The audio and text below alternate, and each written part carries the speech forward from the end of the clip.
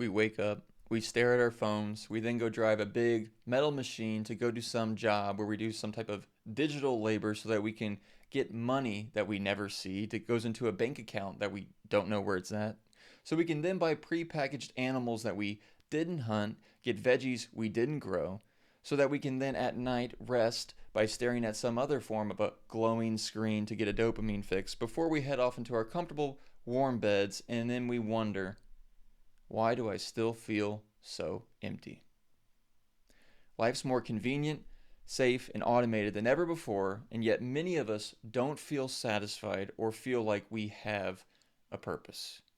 And that's what we'll be discussing in this episode. So, the first thing to understand is that life today looks wildly different than it's ever looked in human history. And you don't even have to go that far back to see a drastic change. Even just 150 years ago, which would put us at 1875, these were the things that weren't there: electricity, air conditioning, running water, indoor plumbing, washer and dryers, microwaves, showers with hot water, cars, internet, smartphones, and our beloved streaming services. Basically, everything we do today as a human wasn't there. People had to do those things themselves, and they definitely didn't have any of those luxuries we take for granted. Hell, we don't even think of living today as necessarily surviving. We are so far removed from that kind of life of survival. But for 99% of human history, that's what life was about, was surviving. Hunting, gathering, just trying to stay alive. That was our purpose. That was our meaning. And if we do a little quick psychology lesson, and here's old Maslow's hierarchy. You can see, I don't know if y'all have ever seen this, but basically these are the hierarchy of needs that we have, with the bottom one being like air, water, food. The next is feelings of safety, love, then our confidence and self-esteem, and then growth, meaning, purpose. So back then, the most of human history, the bottom layers were what we were focusing on, and oftentimes these bottom layers were in jeopardy. Can you imagine what it would be like if you didn't have known food and you had to go get it, and it's possible that you might not? And then you finally do find some, and then you're like, oh my God, that was close. Like, there had to be an intense sense of accomplishment and reward. Probably much more satisfying than a trip to Walmart to satisfy these conditions.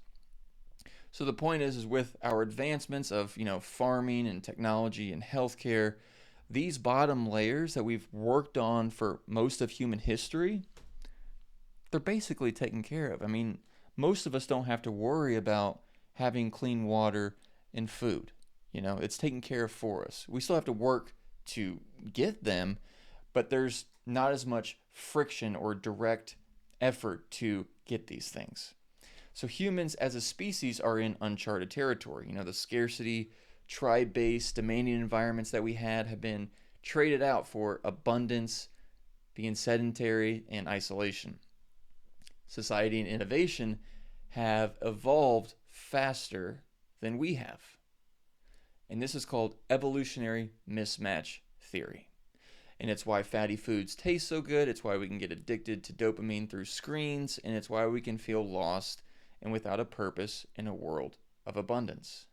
Our brains are not expecting this, and it's uncharted territory. It doesn't expect things to be this way.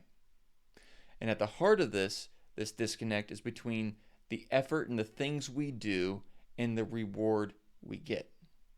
You don't see the cow that you eat. Instead of having a real conversation, we often just like a friend's post. A lot of our jobs, you don't see the person that you're helping. It's often Zoom calls and spreadsheets and emails.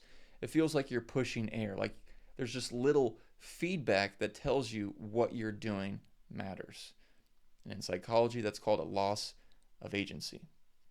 The body's comfortable, but the mind is not satisfied. There's this disconnect. And the thermostat, it's like the thermostat is set to the right temperature, but still feels cold.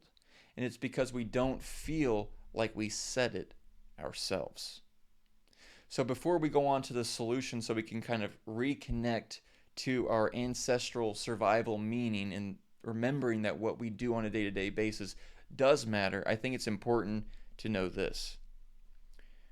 We often mistake ease and convenience for fulfillment. There's this cultural myth that if life is easy, we'll be happy. But fulfillment comes from challenge, participation, and camaraderie with others, and an earned sense of reward. So, how can we reconnect to our meaning for our ancestral brains in this modern world? The first thing to do is to have awareness, to realize what we've already done, and that is know that our brain isn't built for this kind of world and it has trouble finding the meaning on its own. And so we have to help it out. We have to make sure it understands the meaning. And that is step two, is intentionally remind yourself and remind your brain what this is all for. I'm going to work not just for a paycheck, but so I can have a home and to feed myself and my family. I'm buying this overpriced gasoline because it fuels my freedom to move about much easier. I'm paying the water bill so I can have clean, safe drinking water that flows amazingly into my home. So we set the intention before the action, and that kind of help fuels and lets the brain feel the purpose behind the things we do on a daily basis.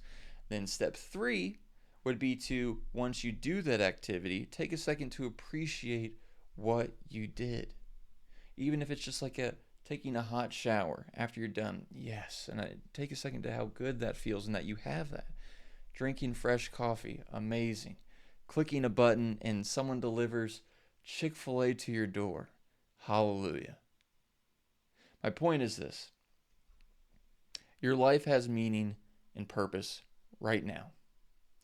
But modern life disguises our survival and our sense of purpose through its mundane routine. But underneath it, you're still keeping yourself alive, but by the things that you're doing every single day. And I think that's worth noticing and taking the time, and it can give us our sense of purpose and meaning back that our ancestors had before us.